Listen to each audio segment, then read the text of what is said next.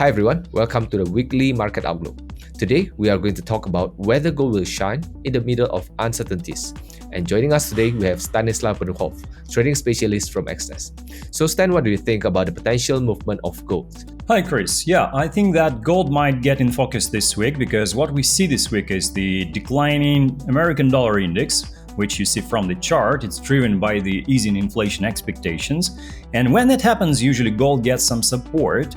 If you take a look at the gold chart, you see that not only it's supported fundamentally from the declining yields and American dollar index, but also it's supported technically. It had rebounded off the strong support, and also we have the strong engulfing pattern here, and it was oversold so far, so we see that it's climbing up, and probably that might be a good momentum trade this week until it reaches 1900. So from fundamental standpoint, we see the decline in treasury yields. That's a support for gold. And we see that most of hawkish scenarios for Fed for the upcoming meeting in June are already priced in, which means that inflation gets back. Investors are no longer focusing on that. They're focusing probably on the economic slowdown and stagflation. And that's a different story. That means pushing asset prices like stocks, cryptos, and commodities.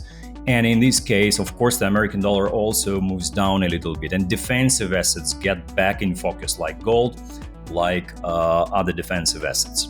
So in this case, are you saying that because of the pressure in other assets like USD shares and crypto may cause the price of gold to go up? Yes, we have two factors here. So first of all, we have the negative sentiment among speculative assets like stocks, commodities, and cryptos.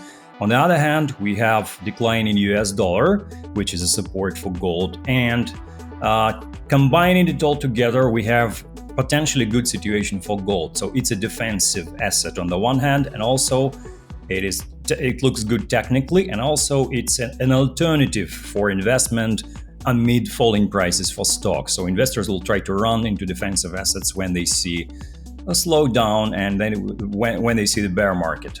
Yep. So do you have any other things that you would like other traders to know about? Yeah, so keep an eye on economic calendar, on most important events this week, on any speeches of politicians or Fed members, so they can affect the market and cause some volatility.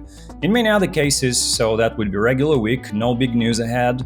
So the next week will be more important, but this one is kind of regular, I would say, in terms of economic calendar. Okay, thank you, Stan. So in short, we can say that gold has potential to go up after it bounced from its support. So the potential target will be at around 1900 per troy ounce.